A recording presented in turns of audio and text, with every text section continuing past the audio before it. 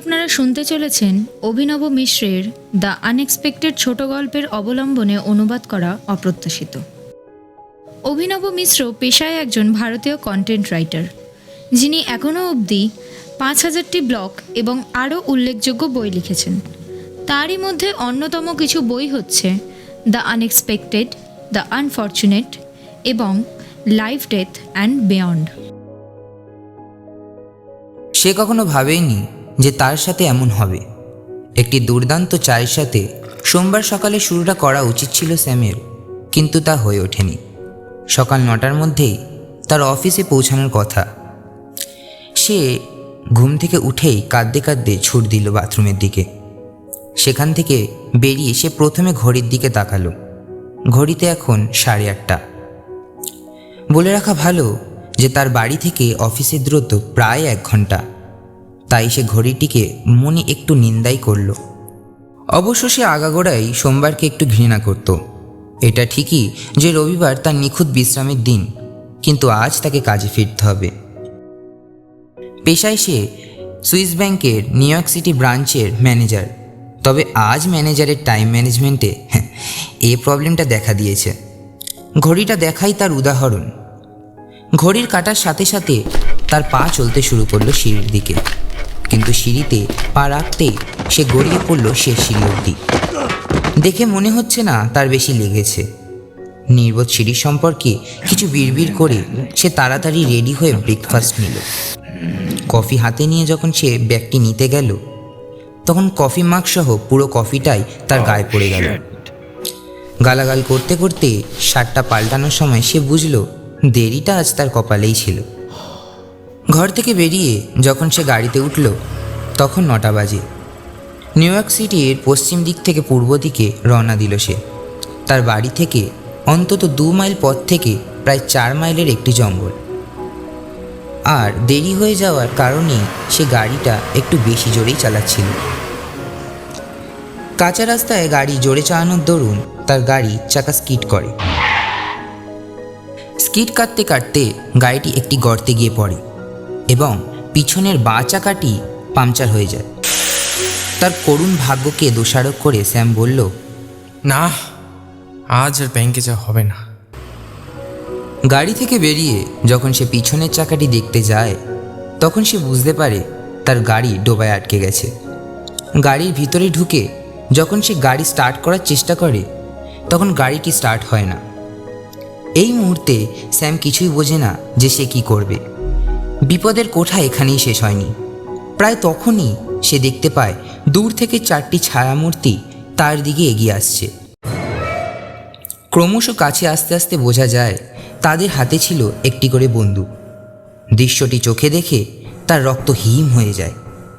বিষয়টা বুঝতে পেরে সে প্রাণপণে পালানোর চেষ্টা করে, তবে খুব একটা কিছু লাভ হলো না। হঠাৎই মাথায় একটা আঘাতই তার জ্ঞান হারায়। আক্রমণকারীরা তাকে ধরে ফেলল। তাদের আটক করায় স্যাম বুঝল যে তারা স্যামের কাছ থেকে কিছু ইনফরমেশন চায়। আশেপাশে কোনো লোক নেই এটি জানা সত্ত্বেও সে প্রাণপণে চিল্লালো, বাঁচাও, কি আছে?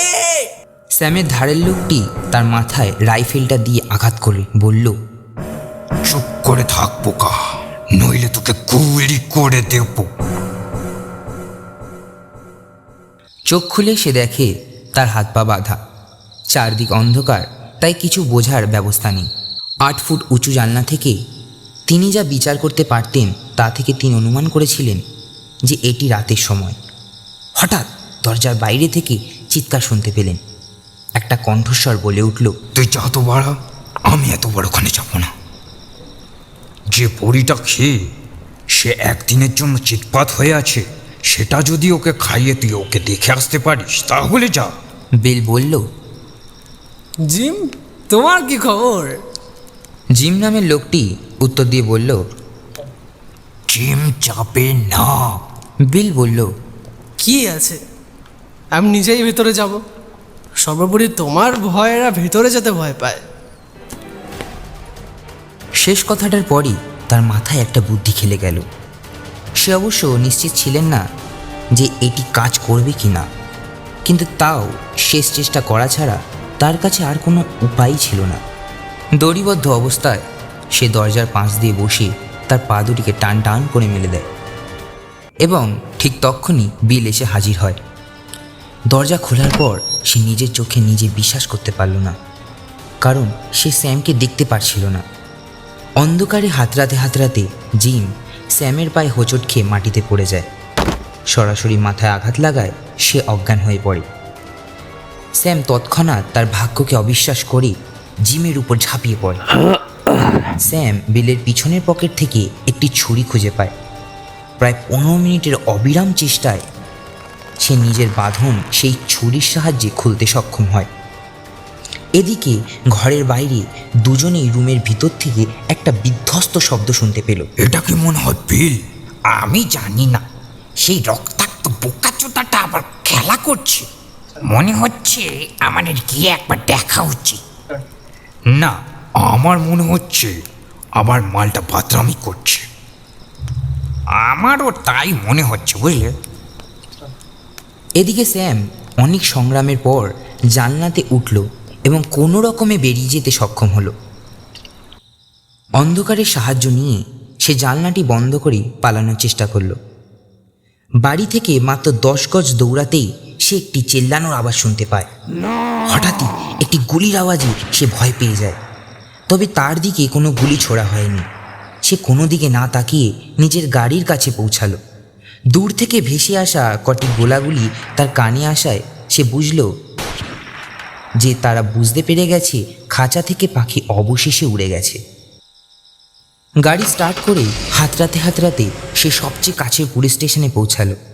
সেখানে পৌঁছে সে তার সাথে ঘটা সব কথা কনস্টেবলকে বলল।